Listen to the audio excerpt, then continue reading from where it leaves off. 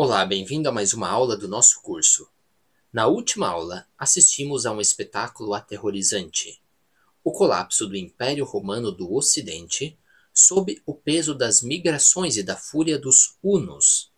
Foi um evento cataclísmico que redesenhou o mapa da Europa para sempre. Mas, como muitas vezes acontece na história, a queda de um gigante abre espaço para o crescimento de outros gigantes. E enquanto o Ocidente lidava com as ruínas, no Oriente, a Igreja cristã, livre da da sombra ameaçadora de Roma, começava a respirar e a se organizar de uma forma que nunca antes fora possível. Hoje, vamos tratar da história de um momento de ouro, uma oportunidade única para que o cristianismo se transformasse em uma fé verdadeiramente global, unindo o Atlântico às fronteiras da China. E vamos ver como essa oportunidade foi tragicamente desperdiçada, não por inimigos externos, mas por uma feroz e amarga guerra civil travada dentro da própria igreja. Uma guerra por palavras, por ideias e, em última instância, pela própria natureza de Cristo. Com Roma enfraquecida, a Pérsia, mais preocupada com as estepes do que com as minorias religiosas, o Shah Yazdagerd I, um governante persa de visão surpreendente, tomou uma iniciativa notável. Em 410, ele convocou os bispos cristãos de seu império para um concílio. O objetivo era simples e ambicioso: colocar ordem na casa. A igreja no Oriente era um mosaico vibrante, mas também caótico. Havia dezenas de interpretações diferentes sobre a fé. Em algumas cidades, como Hev Ardashir, no sul do Irã, havia duas igrejas, uma do lado da outra, uma celebrando a missa em grego e a outra em siríaco. E, como podemos imaginar, a rivalidade nem sempre foi pacífica. Há relatos de bispos rivais tendo que apartar brigas a socos entre os fiéis. O Shah persa, assim como o imperador Constantino já tinha feito um século antes em Niceia, percebeu que um cristianismo unificado e organizado seria um parceiro muito mais útil e estável para o seu império do que um bando de facções briguentas. Então, nesses concílios, realizados na Pérsia, decisões cruciais foram tomadas. Eles estabeleceram uma hierarquia, com o arcebispo da capital, Seleucia Ctesifonte, como líder de toda a igreja no Império Persa. Eles definiram como os padres e bispos seriam nomeados para acabar com as disputas. E, mais importante, eles formalmente adotaram o Credo de Nicéia, a mesma declaração de fé usada também no Ocidente. Parecia um momento fundador. A espinha dorsal da igreja cristã estava se formando, com dois pulmões fortes e saudáveis, um em Roma, Constantinopla, e outro na Pérsia. Uma plataforma invejável para a evangelização do mundo.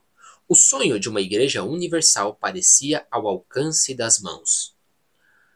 Mas então, tudo começou a dar errado.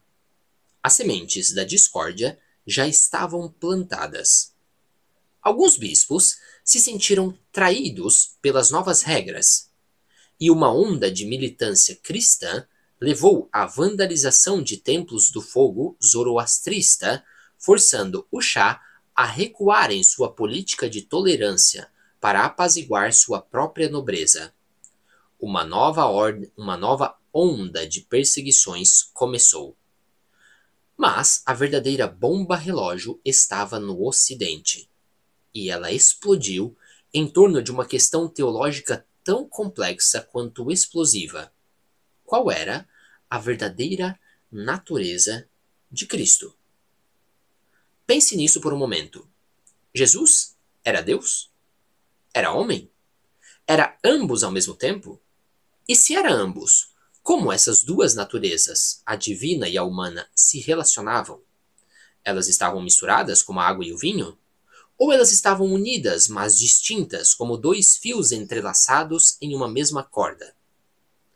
Para nós hoje, isso pode parecer uma discussão abstrata, mas para os primeiros cristãos, essa era a questão mais importante do universo.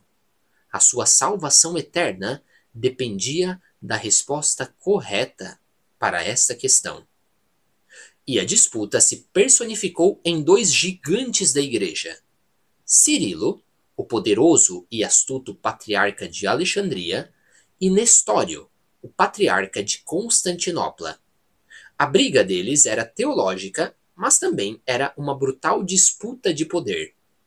E Cirilo, segundo as fontes, não hesitava em usar métodos, digamos, pouco espirituais para ganhar apoio. Há uma lista de subornos que ele pagou a figuras influentes da corte: tapetes finos, cadeiras de marfim, dinheiro vivo. Ele era um político formidável. O ponto central da discórdia, o estopim, foi um título. Um título para a Virgem Maria. Poderíamos chamá-la de Theotokos, que em grego significa Mãe de Deus, ou, mais literalmente, aquela que deu a luz a Deus? Cirilo e a maioria da igreja dizia que sim, se pode fazer isso. Nestório, no entanto, argumentava que isso era muito perigoso. Ele dizia que Maria deu à luz a natureza humana de Cristo e não a sua natureza divina. Portanto, o título correto seria Christotokos, Mãe de Cristo.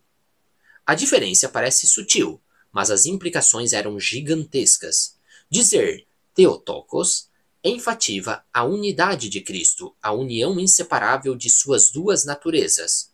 Dizer Christotokos parecia aos ouvidos de seus oponentes dividir Jesus em duas pessoas, um homem e um Deus que apenas habitavam no mesmo corpo.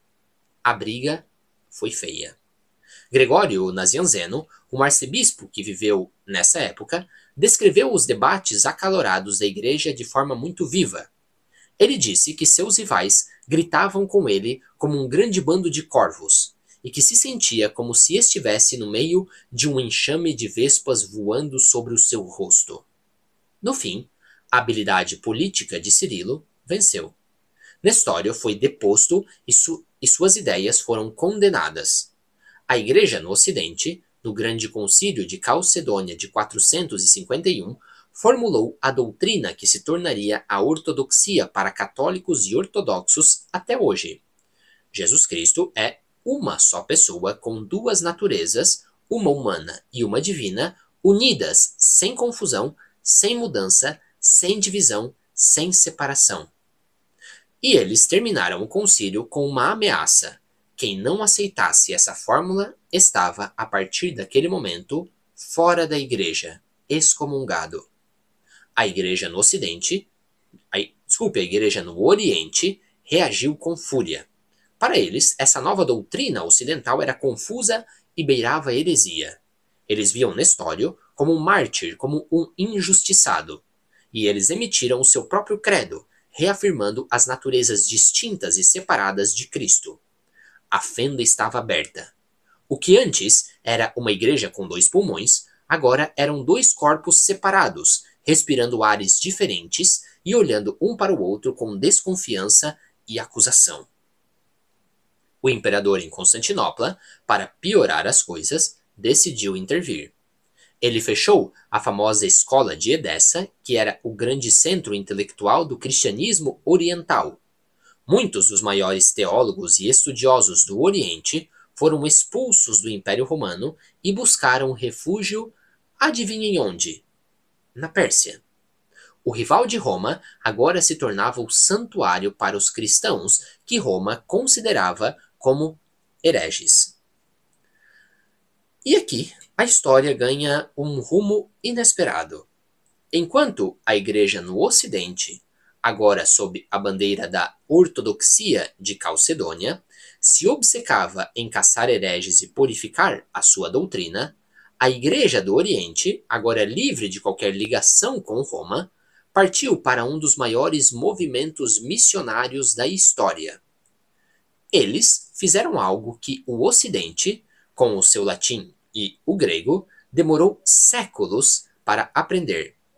Eles entenderam que para levar a mensagem de Cristo aos novos povos, era preciso falar a língua deles. A escola de Edessa já traduzia textos para o persa, para o sogdiano. Eles eram mestres da inculturação. E os resultados foram espetaculares. Por volta do ano 550, um viajante grego chegou ao Sri Lanka e encontrou lá uma próspera comunidade cristã, com padres vindos da Pérsia. O cristianismo chegou às tribos nômades das estepes. Um oficial romano ficou chocado ao receber reféns de uma tribo e descobrir que eles tinham cruzes tatuadas na testa. Cidades que hoje associamos a outras culturas se tornaram grandes centros cristãos.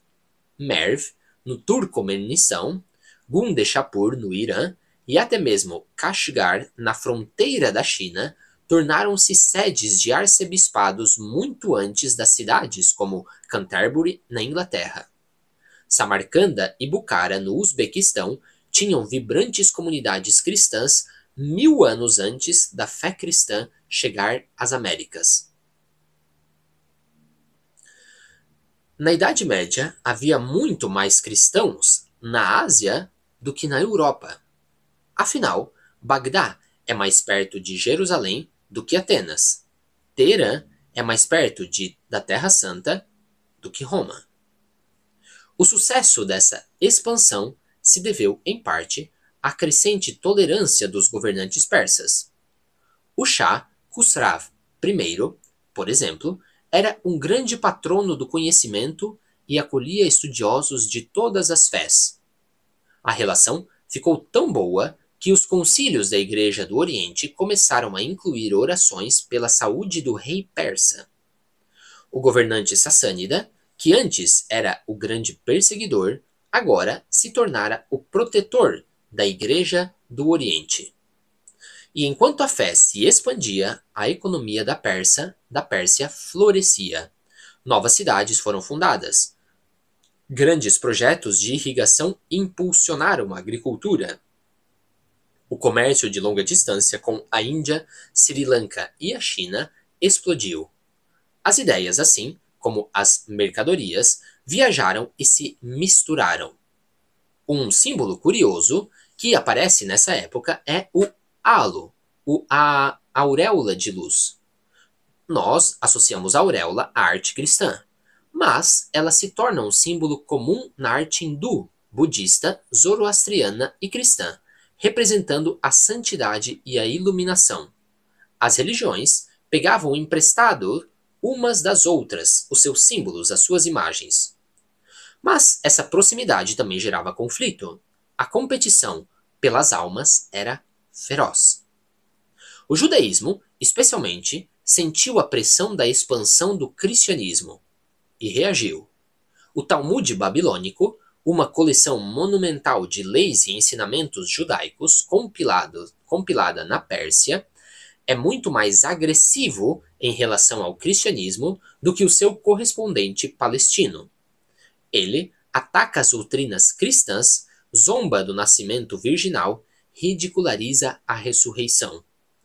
Era uma tentativa de construir uma muralha teológica para impedir que os judeus fossem seduzidos pela nova fé cristã. E o judaísmo também partiu para a ofensiva. No sudoeste da Península Arábica, no reino de Himyar, hoje parte do Iêmen, o judaísmo se tornou a religião de Estado, e eles foram intolerantes. Lá, cristãos eram perseguidos, igrejas foram demolidas e transformadas em sinagogas, e centenas de fiéis foram martirizados. Um rei judeu chegou a queimar 200 cristãos vivos dentro de uma igreja, e depois enviou cartas se regozijando com o seu feito. A igreja no Oriente, por sua vez, desenvolveu seu próprio estilo missionário. Eles eram muito pragmáticos. Um missionário cristão, que chegou à China no século VII, escreveu um texto impressionante. Ele explicava o Espírito Santo de uma forma que um budista pudesse também entender.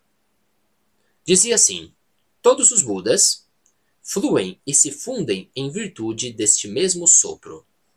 Em outras palavras, ele estava dizendo: o que vocês chamam de iluminação, nós chamamos de Espírito Santo. Não somos, ao final, tão diferentes assim. Era uma estratégia brilhante. E funcionou. No início do século VII, o cenário mundial parecia claro. No Ocidente, um cristianismo calcedoniano-romano lutava para reconstruir a civilização sobre as ruínas do Império. No Oriente, um cristianismo nestoriano, ou melhor, a Igreja do Oriente, florescia sob a proteção persa e se expandia vigorosamente pela Ásia, dialogando e competindo com as outras grandes religiões. O cristianismo, em suas diversas formas, parecia destinado então a conquistar o mundo. Seria apenas uma questão de tempo. Mas a história é uma mestra da ironia. No exato momento em que o cristianismo parecia estar no auge do seu poder e da sua expansão, uma nova e debilitante guerra entre Roma e a Pérsia eclodiria. Uma guerra tão total e destrutiva que deixaria os dois impérios exaustos e de joelhos. Eles não sabiam, mas ao se destruírem mutuamente, estavam abrindo as portas para uma nova força. Uma força nascida nos desertos da Arábia, que traria uma nova revelação, uma nova cosmologia e uma revolução que mudaria o mundo para sempre. A ascensão do Islã estava prestes a começar. E essa é a história que contaremos na nossa próxima aula. Até lá!